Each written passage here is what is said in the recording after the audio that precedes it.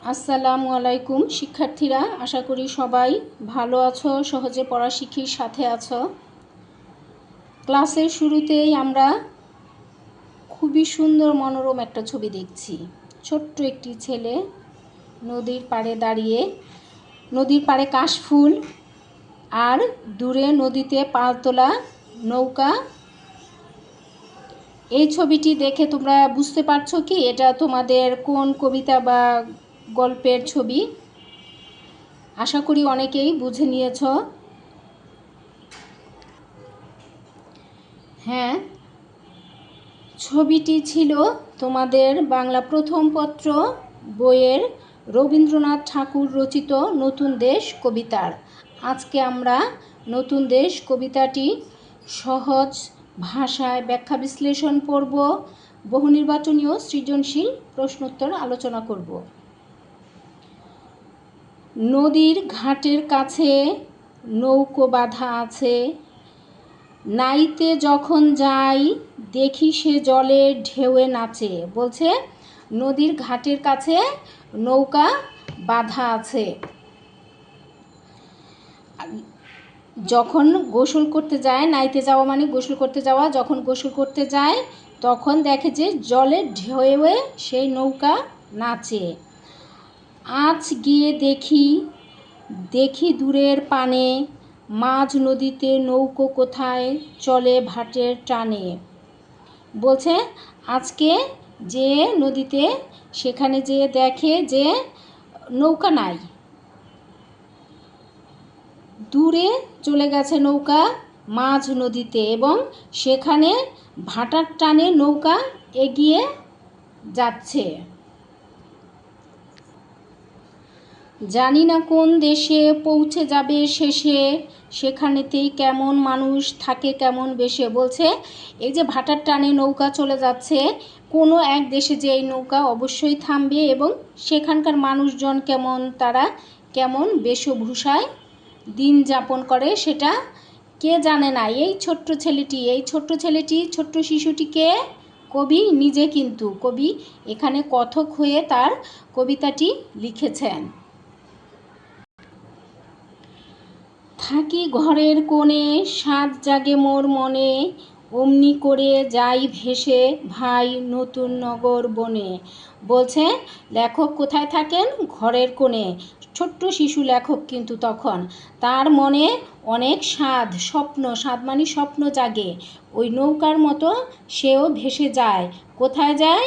নতুন নগরে, নতুন দেশে। দূর সাগরের পাড়ে জলের ধারে ধারে নারিকেলের বনগুলি সব দাঁড়িয়ে সারে সারে। বলছে দূর সাগরের পাড়ে এবং জলের মানে নদীর ধারে ধারে নারিকেলের বনগুলি সারি সারি করে দাঁড়িয়ে আছে। পাহাড় চূড়া সাজে নীল আকাশের মাঝে, বরফ ভেঙে ডিঙিয়ে যাওয়া কেউ তা পারে না যে। বলছে পাহাড়ের চূড়া, পাহাড়ের উঁচু চূড়া মাথা দেখা যায়, সেটা বলছে নীল আকাশের মাঝে তারা সেজে থাকে। নীল আকাশের মাঝে সেজে থাকে এর মানে কি? পাহাড় দূর থেকে দেখলে মনে হয় সেটা আকাশের মধ্যে রয়েছে। বড় বড় গাছ দেখলে আমরা যেমন দেখি, বা বড় বড় 15-20 তলা দালান দেখলে আমরা দেখি না যে চারিদিকে কিছুই নাই, শুধু আকাশের মাঝে দাঁড়িয়ে আছে। সেই রকম এখানে বলা হয়েছে পাহাড় চূড়া যেন সেজে আছে আকাশে, আর বরফ ভেঙে ডিঙিয়ে যাওয়া কেউ তো পারে না যে। বলছে ওই যে বরফ, পাহাড়ের যে আশেপাশে আবার বরফের যে পাহাড় আছে যেগুলো, সেগুলো ভেঙে সেগুলো পার হয়ে যেতে কেউ পারে না। এটা শিশু কবি মনের চিন্তা। কোন সে বনের তলে নতুন ফুলে ফলে, নতুন নতুন পশু কত বেড়ায় দলে দলে। বলছে কোনো এক অজানা বন, শিশুটির কবির অজানা আছে, যেখানে নতুন অনেক ফুল ফল রয়েছে, নতুন নতুন পশুও অনেক রয়েছে যারা দল বেঁধে ঘুরে বেড়ায়। এটা শিশু মনের অজানা কৌতূহল। কত রাতের শেষে নৌকো যে যায় ভেসে, বাবা কেন আপিসে যায় না নতুন দেশে। বলছে কত রাতের শেষে? রাতের শেষে নৌকোগুলো ছাড়ে বেশিরভাগ সময়। রাতের শেষে কখন? ভোরবেলায়। বাবা কেন আপিসে যায়?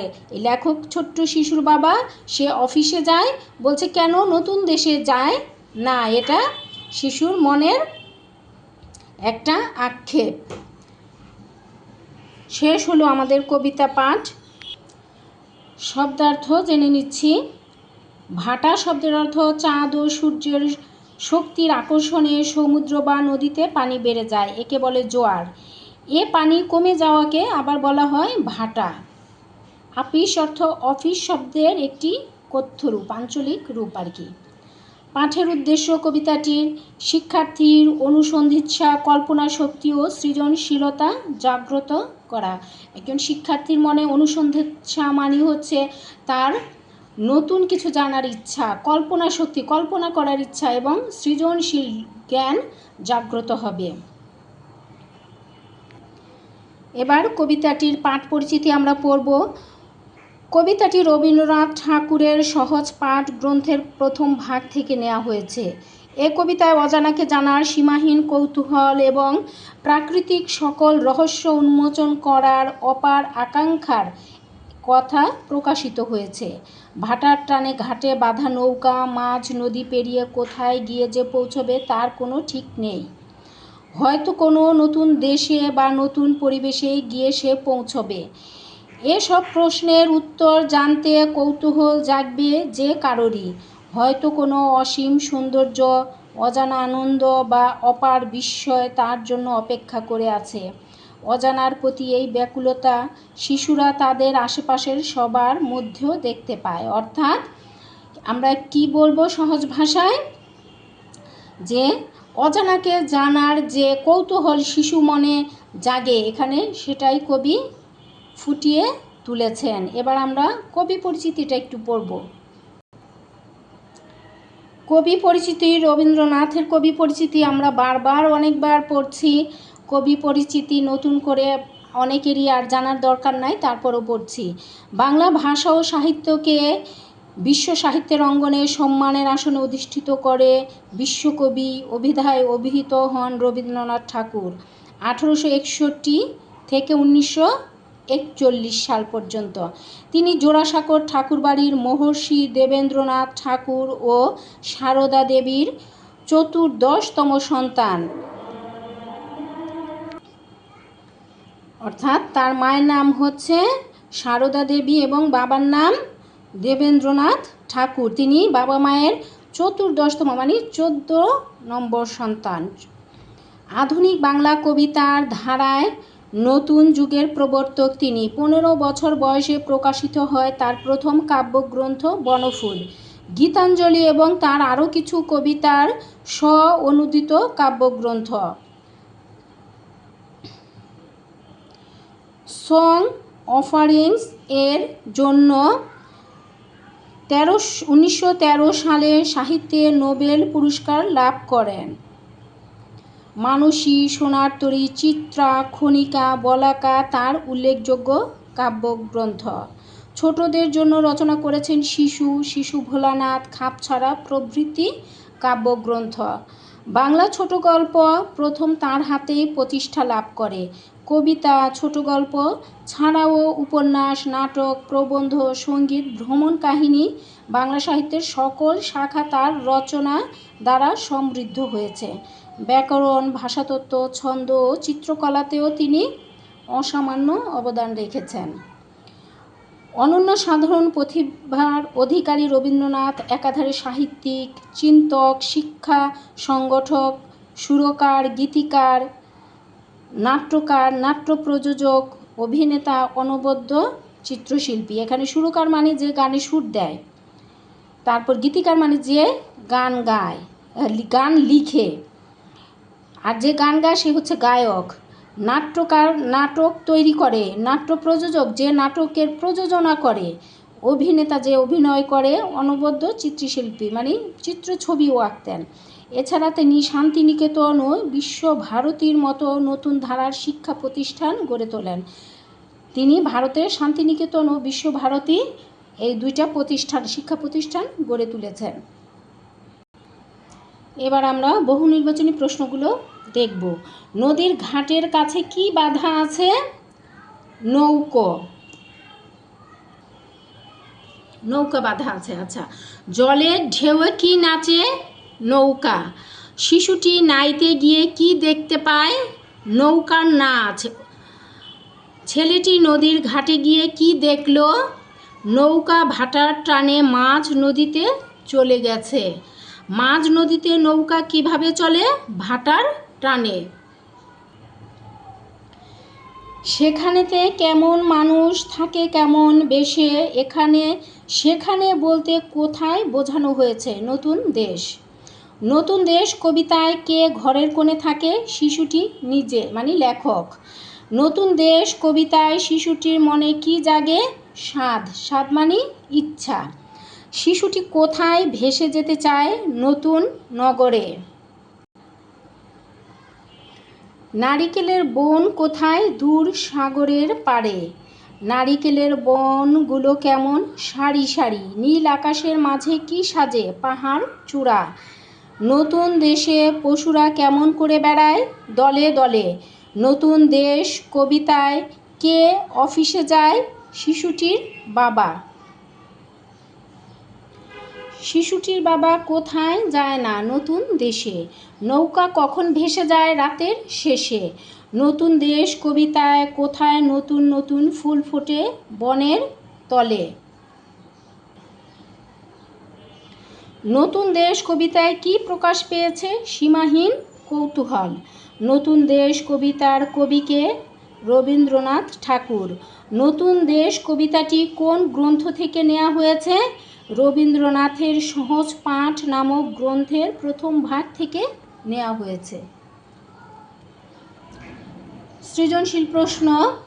সৃজনশীল প্রশ্ন হুবহু আসে না, আবার অনেক সময় চলেও আসে। এটা নমুনা সৃজনশীল প্রশ্ন। তোমরা যদি এর প্র্যাকটিস করো অবশ্যই পরীক্ষার খাতায় ভালো লিখতে পারবে। আমরা প্রথমে উদ্দীপকটা পড়ি। মেঘনা নদী দেব পারি, কললয় এক নায়ে, আবার আমি যাব আমার পাড়াতলি গায়ে। গাছ ঘেরা ওই পুকুর পাড়ে, বসবো বিকেলবেলা, দু চোখ ভরে দেখবো কত আলো ছায়ার খেলা। এটা হচ্ছে আমাদের উদ্দীপক। এবার দেখবো আমরা এই উদ্দীপকের আলোকে প্রশ্ন এবং উত্তর। কয়ের প্রশ্ন। নৌকো কিসের টানে চলে? উত্তর, নৌকো ভাটার টানে চলে। নতুন দেশ কবিতায় কি নিয়ে ছেলেটির কৌতূহল জাগে? বুঝিয়ে লেখো। নতুন দেশ কবিতায় প্রকৃতির যাবতীয় রহস্য জানার প্রতি ছেলেটির কৌতূহল জাগে। আমাদের এই বিশাল পৃথিবীতে রয়েছে অনেক অজানা রহস্য। শিশুরা সব সময় রহস্য উন্মোচন করতে চায়। তেমনিভাবে কবিতার শিশুটিও প্রকৃতির নানান বিষয়ের উপর কৌতূহলী মনোভাব জেগে ওঠে। নদীর জোয়ার ভাটার টানে নৌকো কিভাবে ছুটে যায়? দূর দেশে কেমন মানুষ থাকে, তা কেমন তাদের বেশভূষা, দূর সাগর পাড়ের নারিকেল গাছ, পাহাড়ের চূড়া, নীল আকাশ ইত্যাদির প্রতি তার অনেক কৌতূহল ও জিজ্ঞাসা। তার মনে হয় দূরে হয়তো নতুন কোনো দেশ আছে, যেখানে ফুলে ফলে সাজানো সেই দেশ। সেখানে হয়তো নতুন পোশাক পরা অন্যরকম নতুন অনেক মানুষ আছে। এগুলো তার খুব জানতে ইচ্ছে করে। আচ্ছা, গয়ের প্রশ্ন। উদ্দীপকের কোন কোন বিষয় নতুন দেশ কবিতার সাথে সাদৃশ্যপূর্ণ ব্যাখ্যা করো? এটা হচ্ছে আমাদের গয়ের প্রশ্ন। উদ্দীপকের কল্পনা শক্তি, ভ্রমণ পিয়াসা ও সৌন্দর্য চেতনার বিষয়গুলো নতুন দেশ কবিতার সাথে সাদৃশ্যপূর্ণ। নতুন দেশ কবিতার মধ্যে কবি শিশুদের মনের একটি সহজাত প্রবৃত্তির কথা তুলে ধরেছেন। চারপাশের জগৎ ও জীবনের অজানা রহস্য সম্পর্কে জানতে শিশুরা সব সময় ব্যাকুল থাকে। অজানাকে জানার এই ব্যাকুলতা শিশুরা তার চারপাশের সকলের মধ্যে দেখতে পায় এবং জানতে চায় তাদের কাছে। নতুন দেশ কবিতায় এক শিশুর অজানাকে জানার আকাঙ্ক্ষা সীমাহীন কৌতূহল প্রকাশ পেয়েছে। তার মন কল্পনাপ্রবণ।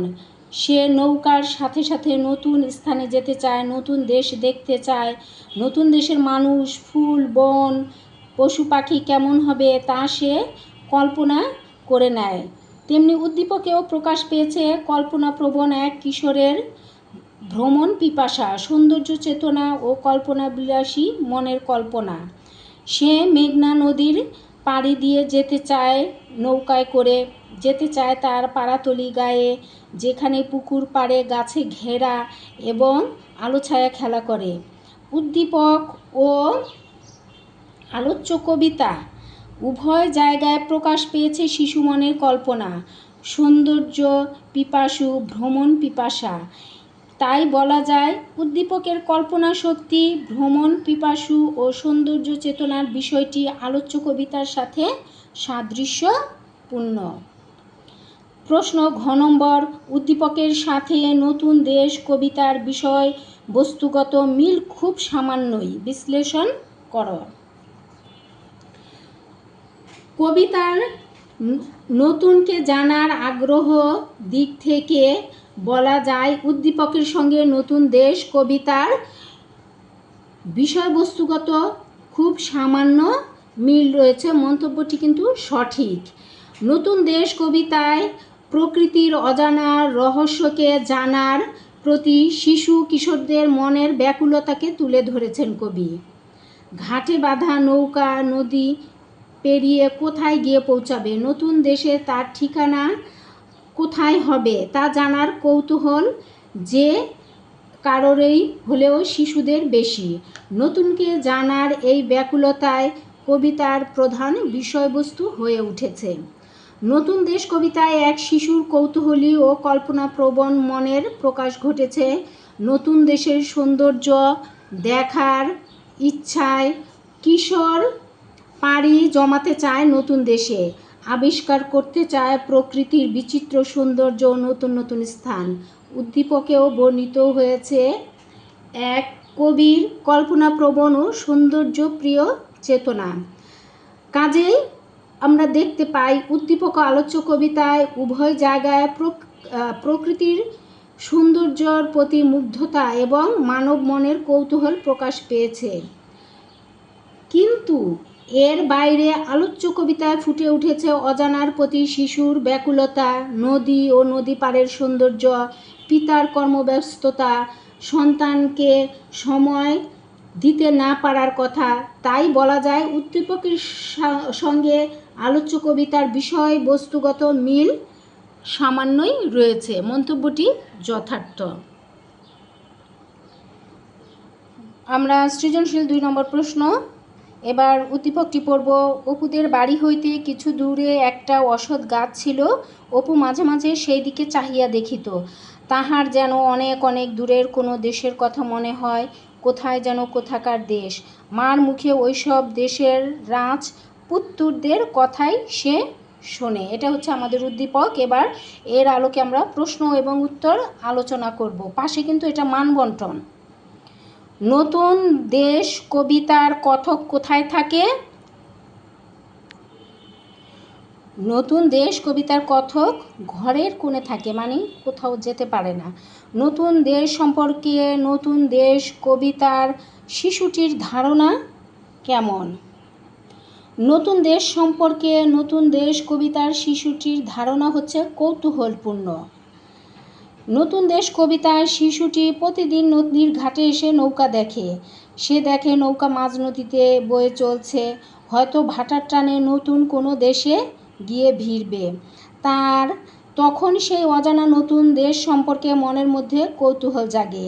তার মনে হয় সেখানে মানুষ কেমন করে থাকে, তারা কী রকম পোশাক আশাকে থাকে।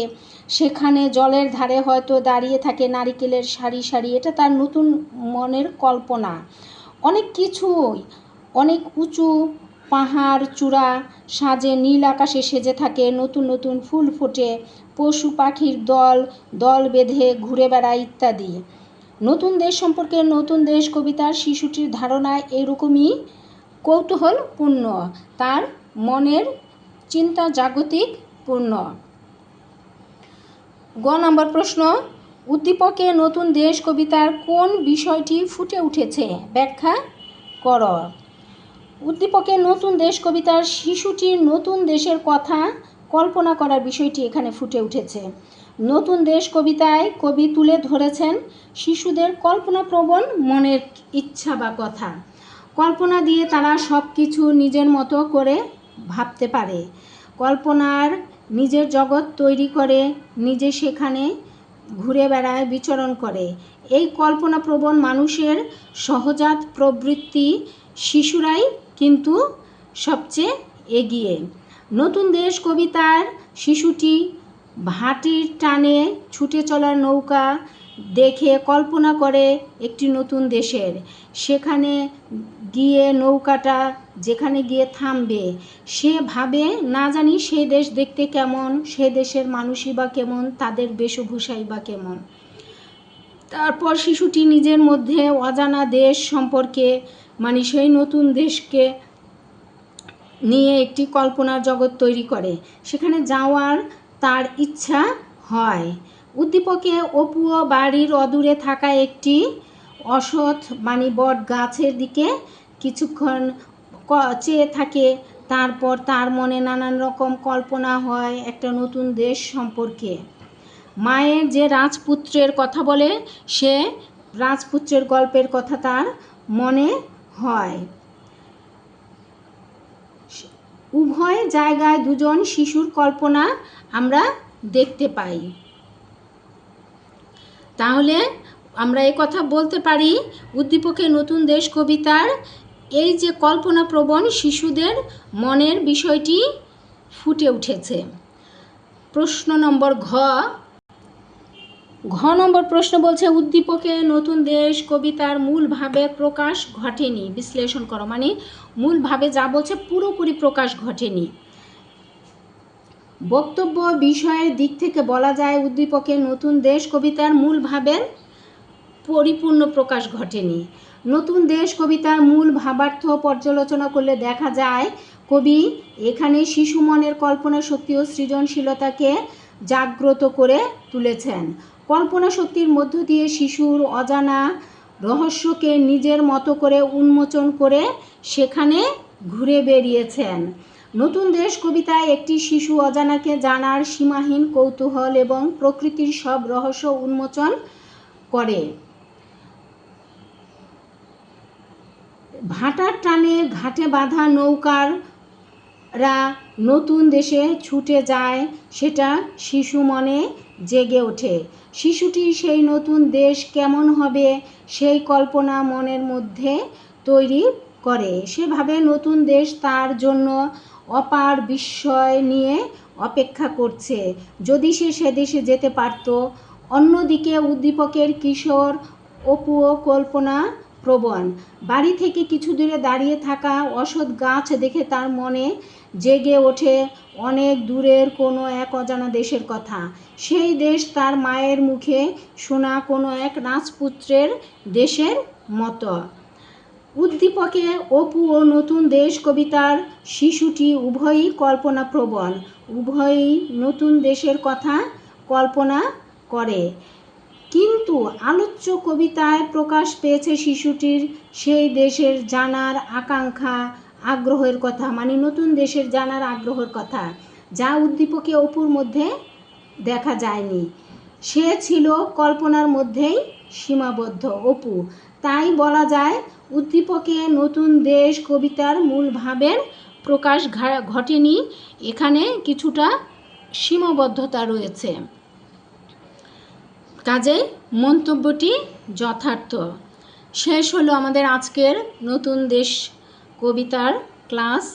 আশা করি সবাই ভালো বুঝতে পেরেছ। পড়া যদি তোমরা ভালো করে বোঝো তাহলে কিন্তু প্রশ্ন, সৃজনশীল, বহু নির্বাচনী যেখান থেকেই হোক না কেন সুন্দর করে উত্তর লিখতে পারবে। ভালো করে আগে পড়া বুঝবে, বোঝার চেষ্টা করবে, প্রশ্নটা বারবার পড়ে বোঝার চেষ্টা করবে। একই প্রশ্ন ঘুরিয়ে ফিরিয়ে অনেক রকমভাবে লেখা যায়। কিন্তু সবাই ভালো থেকো। সহজে পড়া শিখিকে সাবস্ক্রাইব করো, লাইক দিও, বন্ধুদের মাঝে শেয়ার করো। সবাইকে ধন্যবাদ। আসসালামু আলাইকুম।